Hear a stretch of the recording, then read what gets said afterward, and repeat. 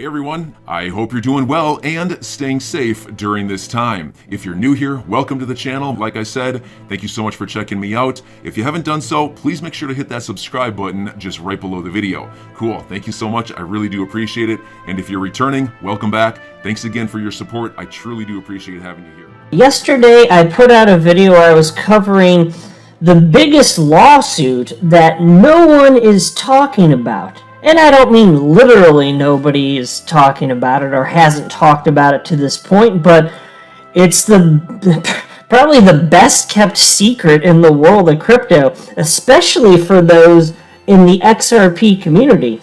And it's that Coinbase has been sued.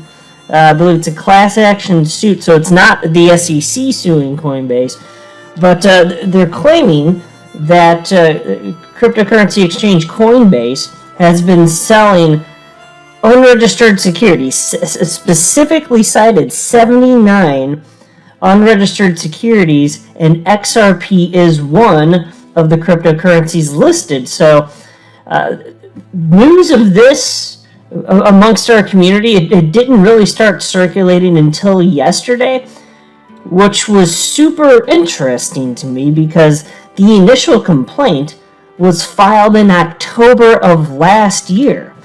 So I started thinking, how is it that nobody has seen this? And it is indeed the case. I'm not the only one. At first I was wondering, like, this is such big news. Like, what is going on here? How have we not seen this heavily circulated? I still don't have the answer for that. But I'm going to share with you what some people had to say, and a couple crypto entities that actually did talk about it, but it seems like they buried the lead. Maybe not intentionally, I'm not making that claim, but they buried the lead in terms of the way that it was being reported. Also, the firm that's representing the plaintiff in this case, claiming that Coinbase sold XRP and a bunch of other cryptos as unregistered securities. The firm that is representing the plaintiff making these accusations, there may be a connection to Gary Gensler, actually, believe it or not.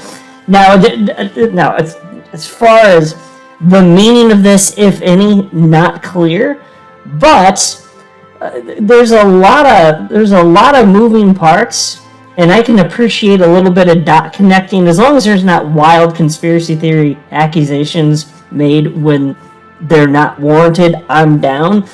Because in the case of stuff like, Bill Hinman, Billy Boy Hinman, and the appearances of impropriety, like, there's really something there. That's not a conspiracy theory.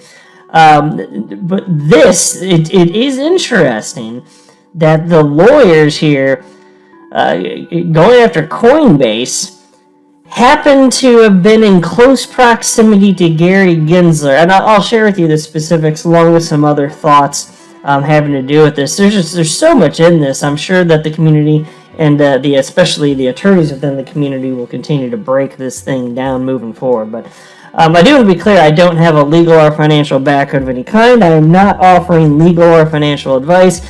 And you definitely should not buy or sell anything because of anything that I say or write. I'm just an enthusiast who enjoys making YouTube videos about crypto topics, but just as a hobby and just for fun. And by the way, wait till we get to the, I'm going to probably cover this part a little bit in the later portion of the video, but wait till we get to the fun part where I can highlight just the degree to which the attorneys that put this legal filing against Coinbase together have no idea what they're talking about when it comes to crypto. Like, just about 0% understanding, apparently, of what decentralization and how blockchain is and how blockchains work. So, XRP community member Stefan Huber is one of the earliest ones that was sharing this suit yesterday. And this was news to pretty much everybody. Attorney James Filan shared it, and Stefan tagged me here, so shout out Stefan, thanks for tagging me here. And I responded to Stefan and I wrote, this suit dates back to October 8th of 2021, and I have no memory of this lawsuit whatsoever. I'm sitting here wondering how I could forget a story this big, or how the XRP community hasn't discovered the story yet. Not sure which it is.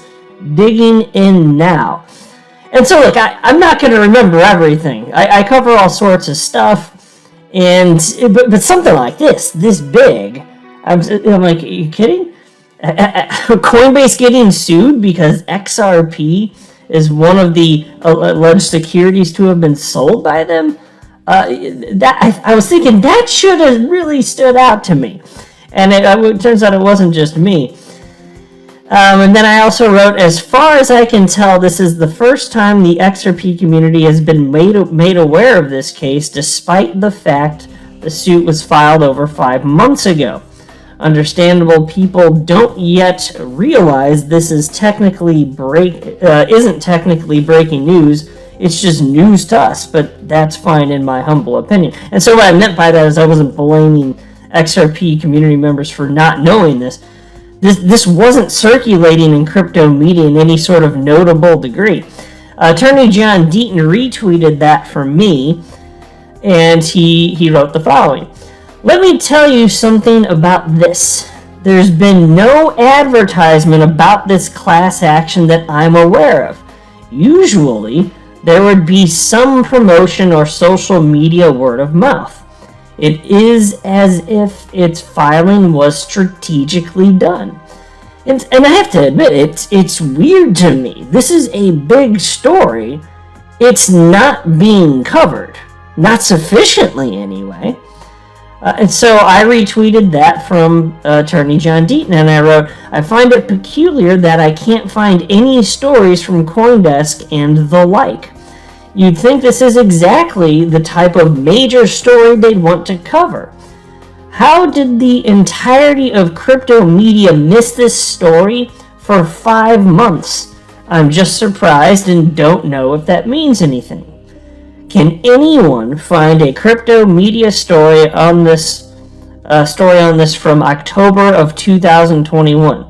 I don't know what other keywords to punch in, but nothing comes up for me.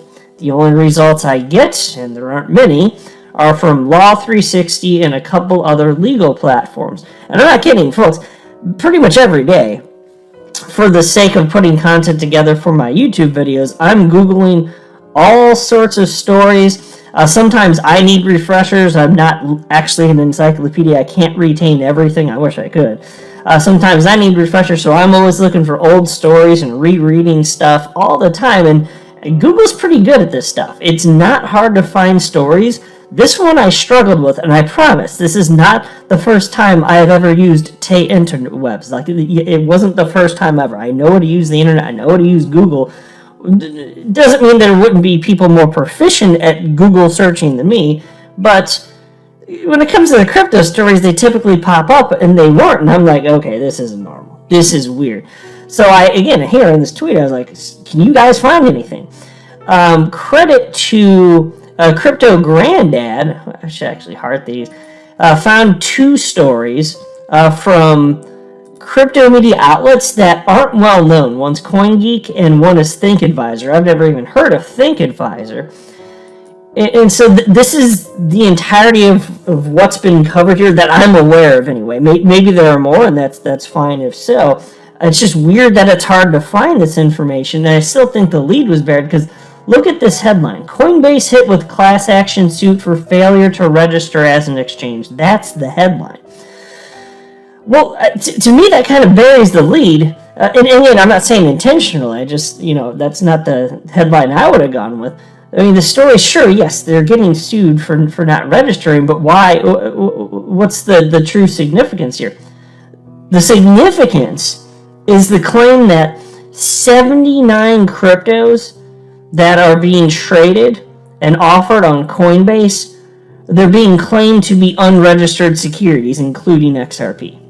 79 unregistered securities. So this is actually a gigantic deal. So why wasn't there huge talk about it in crypto, in social media rather, in the world of crypto? That didn't happen, right? I mean, I'm here. I'm not the only one that found that this didn't happen, so I'm just curious about that. But there is a lot of information in here that's worth breaking down. In fact, take a look at this. So this is from my fellow XRP YouTuber, Brad Carnes. And he wrote, so this Coinbase lawsuit reeks of Gary Gensler's entire approach to crypto.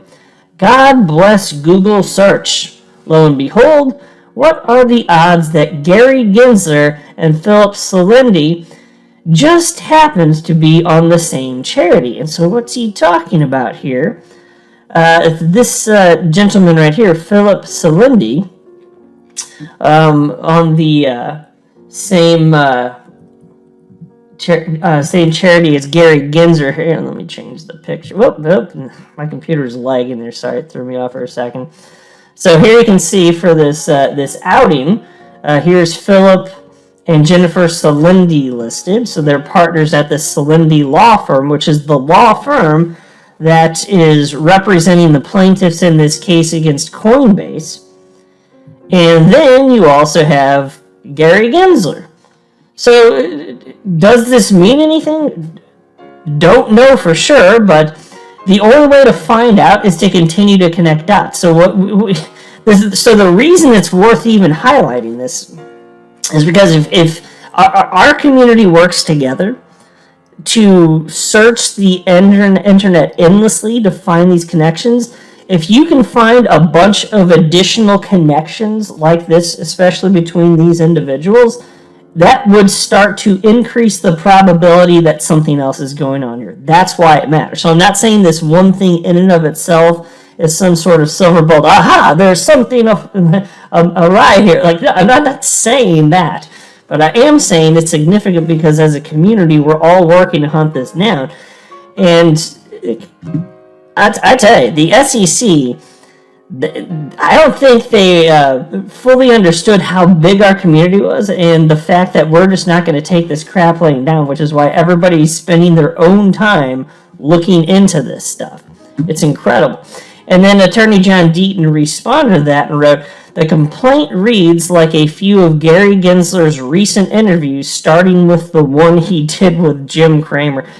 Yeah, I kind of thought that too. I actually mentioned in my video yesterday that really this complaint, a lot of it to me, the way it initially struck me, is it just reminded me of the initial SEC complaint. But yeah, John Deaton's point is certainly not lost to me. Yeah, that sounds about right.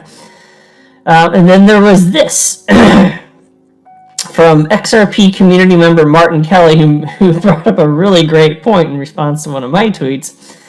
He wrote, why did the SEC let Coinbase IPO and then a lawsuit accusing of securities be allowed to happen? So it is kind of funny. Now, it's not that the SEC is suing them, but what I found interesting is the SEC approved this. So won't it be interesting if the SEC ends up going back and attacking Coinbase for for them not being, or at least filing to become a registered security trading, registered exchange trading securities? Are they actually going to go and do that? Because Coinbase, they're a publicly traded company. The SEC said, yep, you can go ahead and do this. So if they go back and sue them, like the optics of that are going to be completely ridiculous. But it's funny. So why would they allow Coinbase to have their IPO if they thought that it was just trading like 79 securities? I mean, maybe one gets through and like, okay, maybe. If they're selling 79 and the SEC approve that looks really weird. And then Martin Kelly also wrote, this looks like another Bitcoin and Ethereum special interest play. There was the original lawsuit against Ripple by retail purchasers, and this looks like a similar play. File a lawsuit accusing everything else of being securities except for Bitcoin and Ethereum. It's got JP Morgan and Lubin all over it. And indeed, it does seem to be the case that, from what I've seen, and I haven't read all 260-ish pages of this thing, and I'm not going to read the whole thing. Hell no. But Bitcoin and Ethereum, they seem to be getting the pass from the authors at this Solindi law firm, saying, yeah, Bitcoin and Ethereum very unique, which I'm going to highlight. Actually, you know what? Let's just go ahead and do that one now. XRP community member and attorney Bill retweeted one of my tweets and said, do you find it curious that these plaintiffs had so many coins in their portfolio, but they have no concerns about Bitcoin and Ethereum? They even allege Dogecoin, which is proof of work, is centralized because 65% of Doge is held in 98 wallets. Who benefits from a lawsuit that targets all coins except Ethereum and Bitcoin, being the two coins the SEC regards as decentralized, despite the Ethereum ICO? Very good questions, Bill. I'm wondering the same thing. Now, if you take a look here, it gets really, really extra super duper stupid here. Look at this is on page 15 of the actual legal complaint that was filed against Coinbase. Section 52 here reads as follows. I got some comments on this, but it reads as follows. Often, a crypto security will begin with an initial coin offering or ICO. This ICO will allow members of the public to buy tokens directly from the issuer. On other occasions, the issuer will distribute some tokens for free to users in an airdrop and then begin selling the tokens on the secondary market through one or more exchanges. Regardless, the tokens, which were generated by the issuer themselves, do not derive value through algorithmic scarcity. Again, hear that again. This is ridiculous. I'm coming to come back to this.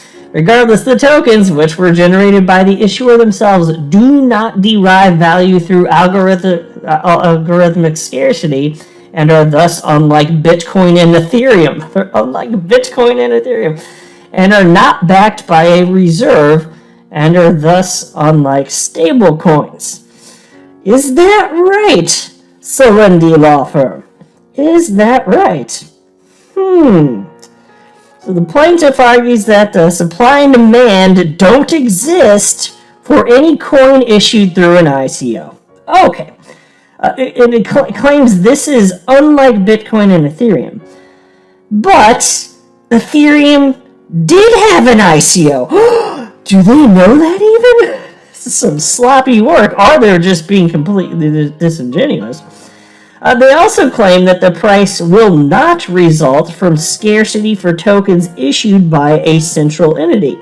Now, they falsely claim Ripple issued XRP, but please tell me, setting that aside, please tell me what great Ripple announcement caused XRP to run up to nearly $4 in early 2018. Did supply and demand really not play a factor here? What if the circulating supply of XRP were half of what it actually was in late 2017? Don't you think that if half the supply were available back then, that perhaps the price would have been closer to $8 instead of $4? And the same amount of money would have gone in, but it's just supply and demand. Like, what would each token be worth if there's half as many? So the humans speculating, they still have the same amount of money, but instead of it being close to $4, wouldn't have been closer to $7 or $8? Don't you think? It's supply and demand, folks. These idiots need to attend an economics 101 class before proceeding with this lawsuit. I insist. I'm sorry, I must insist.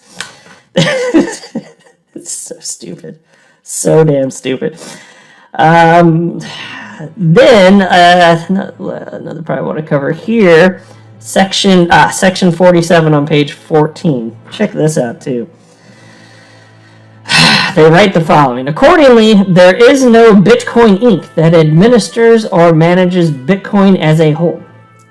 If Bitcoin were run on centralized servers, the underlying value of Bitcoin would rely on the trust that individuals had in those operating the centralized servers. If Bitcoin's creator could issue more Bitcoin at a whim, the value of Bitcoin would reflect that uncertainty.